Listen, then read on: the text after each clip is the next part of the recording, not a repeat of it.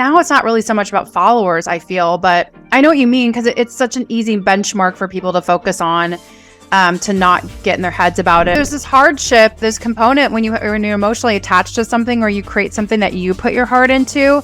It has a different meaning behind it, and it is your art. I feel like that's the nature of people, though. We're always looking for the quick and easy, but there rarely is ever a quick and easy. And that is always the thing that sells, which drives me completely insane.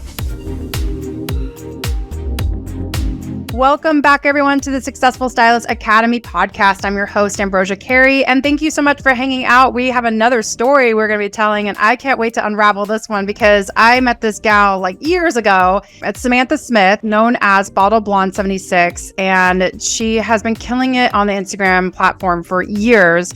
But just an outstanding educator, a heart of gold, just so much passion running through her veins. And you guys know how I am about that. Just like connecting all the right people. I was just telling Ambrosia, I'm on a little vision quest, I guess, right now. I'm kind of between sponsorships. And usually the traveling that I do is for those sponsorships. And so I felt like this was a really great opportunity for me to sort of make my own travel plans. And so I'm right now in the airport in Columbus, Ohio, where it's freezing. And I came out here to collab with a friend of mine, different Instagrammers from all over the country in different cities, some who I have traveled the world with, and some who I've never met except for, text or DMing back and forth on Instagram. And, you make these connections, and it's so cool when you finally get to meet the people, Yeah, totally. So I'm just kind of like, I'm having a little adventure at the moment. I bet that feels a little freeing since you were kind of on the roster for a while with a major brand, and you kind of you had to travel when they said when and where and all those things, right? And I'm sure that was an amazing time too, but you've been at it for so long, and you've created such an amazing presence on social media. And has that been like the major factor for you in your drive for continuing education? I mean, absolutely. When I first got onto Instagram, it wasn't to be an educator. I just noticed that people were getting posted on really cool pages. And I was like, oh my gosh. And the first picture I ever posted, went straight to Cosmopolitan magazine, and they named it the wildest hair trend of 2017. Or 2016. Wow. Yeah. And so in my mind, I was like, oh, that's how Instagram works. You just post a picture and like Vogue will post you, Obviously not. Yeah. But it did like spark something in me that I'd been missing for a really long time. I had been behind the chair for 17 years when Instagram came out. And I was just working an assembly line. To be honest with you, I was churning out as it was, get your timing down quicker, get more people in, triple book, quadruple book, we'll give you more assistance, just get it done. And I had a really come to Jesus moment with myself. It actually in my car outside of my job one day when I started crying, thinking about how many people I had to churn out that day for a lot of money we were charging in the salon. And I felt like my integrity was at question, because I knew that the work I was doing, I was capable of better, but I didn't have the time to do it. So I felt like I was charging a premium for mediocre work. Yeah, it could get me by. Do you know what I mean? Like I could do good work and get by with it.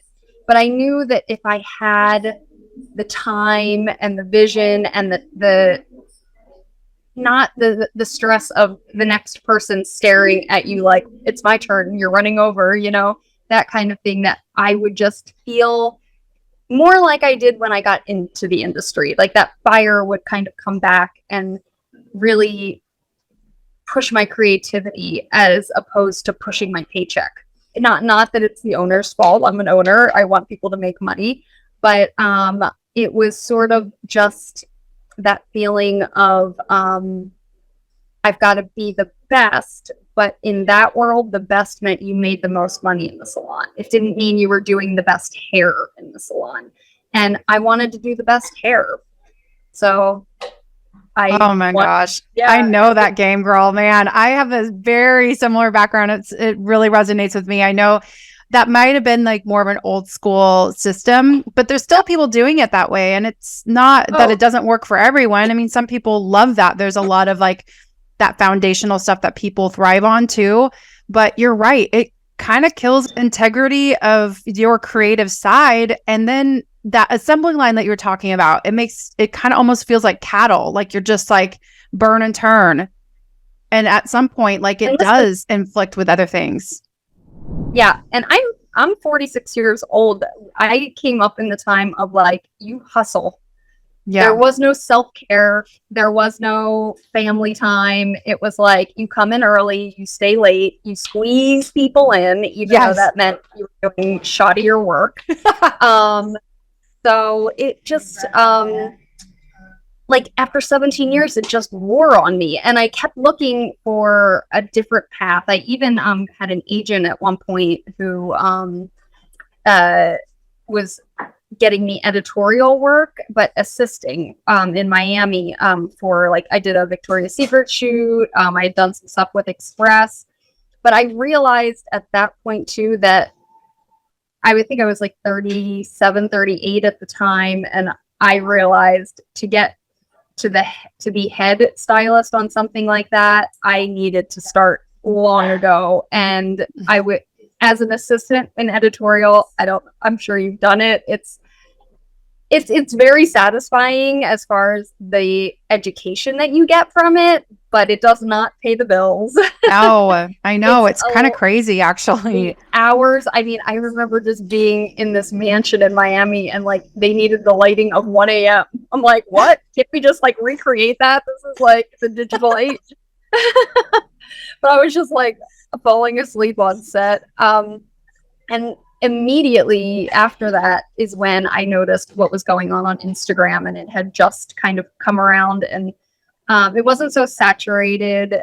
So I do, a lot of people are like, how do you have so many followers? And I'm like, guys, I got in before the algorithm. If I'm being honest, like I did, you know what I mean? Yeah. Right before. And it was crazy. It was almost like, the more followers you got, the more it just automatically generated. I was averaging 10,000 followers a month and not really putting that much. I mean, I was putting work into it, but not like you have to do now to get followers. I actually like, if I see someone with 20,000 followers, I think, whoa, like they must be really good, because that it's really hard to do now unless you're like lighting yourself on fire and dancing around naked. Do you know what I mean? Yeah. Like, oh my God, it's so true. Yeah. Now it's like you have to do like super clickbaity things, it seems, in order to grow, or do something really controversial, or like the integrity piece you're talking about a second ago. Like, the could you versus the should you type of generated content. So, and now it's not really so much about followers, I feel, but I know what you mean, because it's such an easy benchmark for people to focus on, to not get in their heads about it or to not overthink it. And I love that you're super transparent about the fact that you did gain a large portion of your following, but you still have managed to nurture that in a really awesome way. So if you wouldn't mind just sharing a little bit about that with all of our listeners too, like how have you been able to adopt new creative processes and still staying relevant and still being a part of social media without it taking over your life? That's a really good question. You're like, I'll let you know when I get there. Because sometimes it does get to me, social media. It's just kind of like, I'm posting just to post kind of a thing. And I had to really go back, and somebody, a former employee of mine who has like moved, and she's doing great. But she said to me one day, she was like, just recently, she texted me, and she was showing me a picture that she wanted to post on Instagram. And I said, that's fabulous. You should absolutely post it. And she said, I took a class from you when I first, started to do Instagram. And I remember you saying that you take about 400 to 500 pictures of each model. And I do. Sometimes it's even more. And when she asked me why, I said, because God forbid, like I don't want to if I put mediocre work out, I'm going to get mediocre work in. And I'm looking for extraordinary. So I really plan what I'm going to do, even if it's a lot of times with models, it's easier to plan, wardrobe and like lighting and all that kind of stuff because you know ahead of time what's coming. But even I've learned with my clients now that if I know that they're coming in and I've had a consultation with them, I will be very clear with them. Like, would you mind if my assistant did some makeup on you that day? Are you comfortable in front of a camera? Would you be okay if I put you in this outfit? Like, and usually they're like really ecstatic about it. On a lesser level for Instagrammers who are just getting started, this is how I started that. I realized that as I was in the salon and trying to, churn out 16 clients a day and still get pictures for Instagram, it was taking forever. I was running over trying to take these pictures, so I would spend a ton of time on this hair and 4 seconds on photos and then be mad that I didn't get the right one. And so I figured, what can I do to make sure that I'm getting the photo that I want? And a lot of times, I'd have Julie come in with her Heineken t-shirt on because she was out too late last night and slept in. And, so are you going to get a great picture? Maybe, maybe not. But I decided I went out to Target. I bought every size black tank top and every size black long sleeve shirt so that were comfortable in, whichever, long sleeves, short sleeves.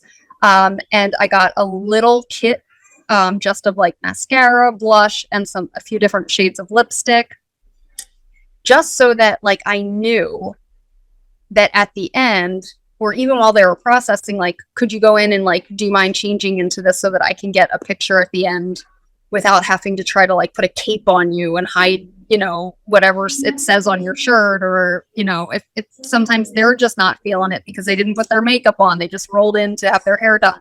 So it was more, for me, preparation on my part ahead of time. Like, I know Julie's coming in that day. She photographs fantastic, but she's not always done up like she is, in her Instagram pics when she comes into the salon. So I'm going to make sure that she is. And then I also would nail down like 3 to 4 different styles so that I could like quickly like do one. I'd have like one braid, one like set that I did all the time, one straight look, so that I could just get them at the end in front of that camera and not have to take 2 hours, And also at that point, when they are a paying client, you do have to be conscious of their time. If it's a model, I've had 4 models pass out on me. I told them, eat something, and they're like, no, I'm fine. And I'm like, oh, the lights are going to get a little hot. So one of them was my sister, actually. Oh my gosh. Yeah, she's still like, you should have had me. So, sorry, they're making announcements at the airport. Preparation, it doesn't, in the beginning especially, it doesn't take that much. And then as you grow, you can kind of like, especially when you start meeting people like yourself and Jenny, and you see how they make things come together. It's okay to like steal little tricks and tips. That's what they're there for. You guys are educators as well. And like I was saying before, like I was never an educator before I got on Instagram at all. I went to Butterfly Circus, mainly to see Jenny, actually. And in New York City, and I went up to David Thurston afterwards and Alexis, and I went to introduce myself, and they knew who I was, and I almost fell on the floor. And I said, I want to do this one day. And 6 months later, I got a text from him, and I was like, I don't even know how he got my phone number, but it was like, would you mind calling me to sometime today? I'd like to discuss something with you. And I'm like, oh my God. So my very, very, very first time educating ever was in Los Angeles. in front of a huge crowd with like, you know, every Be Seen and Jenny and Lala's updos and, you know, Ricky and just everybody who was anyone at the time. And then David Thurston says to me, "You're going to be going on the first night. You're going to be second to last." And I said, "Well, who's last?" And he said, "Robert Chromians." Oh my gosh. And I was like, so my very first educational experience, you're going to put me on in front of the biggest showman of all of hair. Do you know what I mean? Like, do I need to like cut hair with a fork and knife? Like, what do I need to do? I think that it was almost a good thing though, because I thought I got to go in and kill this and then everything else will be pie. You know what I mean? So, you know, and then Fulbright started and the stage became my home and I love it so much. And I'm doing a lot of work with Christopher Benson and his team, kind of like in the interim between, you know, I'm going to be doing some stuff with Danger Jones and of course with Air all the time. I love being on the Air Force and yeah, and B3 still also. But I think that this little excursion I'm taking where I'm just kind of like doing me. Does that sound right? Yeah, doing you. Yeah, it's been really nice. It's been really nice. Like just kind of like picking out the places I want to go and the people that I want to like collaborate with and learning a lot about the way people work in their salons and I can bring that back to my salon. And it's just been a really, really cool couple months of kind of like relearning who I am because like I said, after the 17 years, I knew that something had to give. And I feel like I'm sort of at that point again, where it's like, okay, I've done my things where I have to post this many things on for a contract to get paid and that blah, blah, blah. And almost like selling a product at the same time as creating. And so not doing that for a little while and just being kind of free, it kind of takes me back to the beginning of Instagram when we weren't all kind of like separated by like, oh, I can't do a collab with you. You work for X company and I work for X company.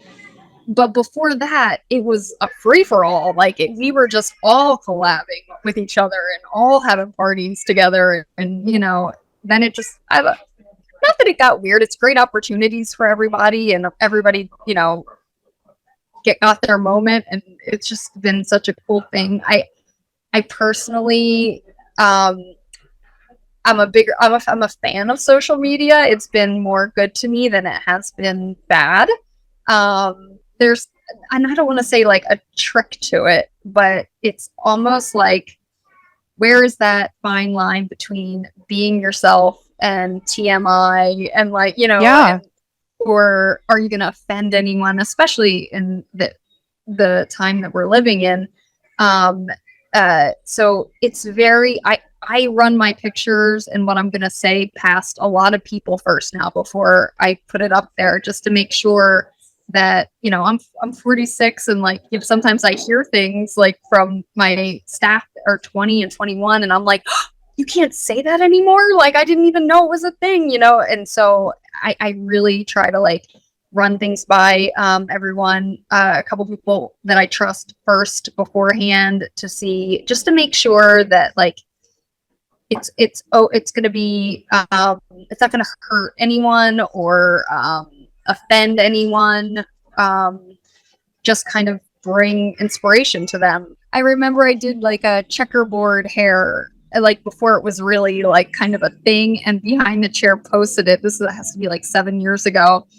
And it was not, they were taking comments down faster than they were coming up. Do you know what I mean? Like, it was like, this is the ugliest thing. This is the craziest thing. Now I see it everywhere and I'm like, damn it, repost it now. Like, but I remember sitting there and crying, like just crying.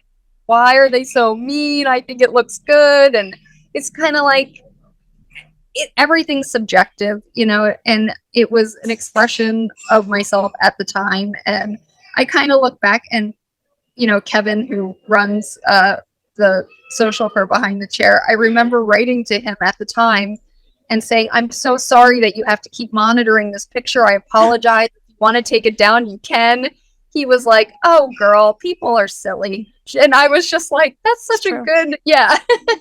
It is like, true, but there like, is this component. Like, there's this hardship, this component when you're emotionally attached to something or you create something that you put your heart into, it has a different meaning behind it. And it is your art. And when people are just outwardly mean about it or they say something negative and it has nothing to do with you as a person, it's easy to, I mean, so much easier said than done. Like to be like, okay, well, they're not saying that about me, but it is my work. And so, yeah, how can you completely remove your emotions from it? It used to be a lot less of ourselves and more about the work because there wasn't really stories and videos were only 15 seconds long. How much of yourself can you put into it, you know? But now there's like a huge push for us to be in the spotlight on there all the time, doing real, then talking and educating on our own pages. It's not just the people and their talent, it's who they are as people. And I think, you know, between, you know, Chris and Jenny and David and Alexis and yourself, and I really feel that I've surrounded myself with the best of the best. And I think that's all you really can do, and to be aware. And if you see things kind of going south, like, get the hell out of there. You know what I mean? I honestly didn't even know it was social media at first. I thought it was just a cool way to like put filters on your face, like to take a picture.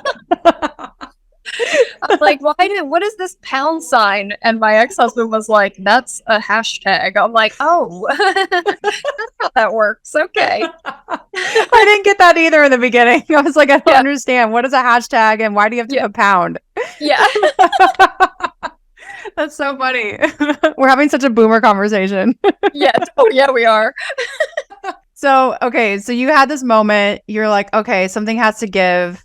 After you had your moment, then did you start looking at other salons, or, because I know you have your own salon now, like how did that evolve? I honestly started on my days off. I would get models. I never met these people in my life. They would just kind of respond to me and I would just try stuff on them. And it got to the point where I was so fully booked at work, and, you know, Vivids take a long time. So I would work all day in the salon, get home around 9 o'clock, have dinner with my family, put kids to bed, all that kind of stuff. And then my model would show up around 10 or 11. I would do their hair in my bathroom all night long while my whole family slept. And then literally I had a ring light and a black sheet that I would throw over my shower curtain in the bathroom, and I would turn that ring light on and I would take pictures in my bathroom at like 3 o'clock in the morning and go to sleep, get up, go back to work and do it again. And I just knew that at that moment, the momentum was building so quickly that I knew I had to just keep going, and that eventually I could slow down a little bit. But at that moment, I was just, and I was loving it. I was just loving every minute of it. I didn't mind staying up late anymore. Like, it was kind of like, oh my gosh, I can't wait to get my hands into that tonight, you know? But I definitely put the work in. And, you know, when I first started educating, a lot of people kind of, I think, came to my classes thinking I was going to give them some magical hashtag and like everything's going to be okay. And you could see the people who were in it were like on the edge of their seats of how to do this, and that the people who were looking for the magic hashtag just sort of zoned, like they just glazed over and were like, oh, that's a lot of work. And I'm like, it's a lot of work, especially if you're going to keep a full-time job and have a full-time job as an Instagrammer. So it was a lot, but thank God it was 7 years ago and not now. Is that crazy? I feel like that's a nature of people, though. We're always looking for the quick and easy, but there rarely is ever a quick and easy. And that is always the thing that sells, which drives me completely insane. It's like, oh, you just do this one thing and then you're going to triple your income or something. Like, no, it actually doesn't work like that. You do that one thing and you put in 60 hours a week or something, you know, it's like, it doesn't, it's like not one magical thing.